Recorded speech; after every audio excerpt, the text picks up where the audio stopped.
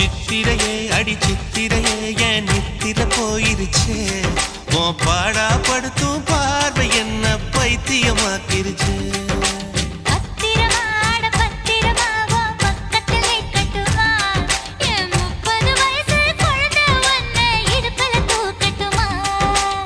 இடுப்பு மடிப்புல ஊஞ்சல் கட்டி தூளியம் ஆடட்டுமா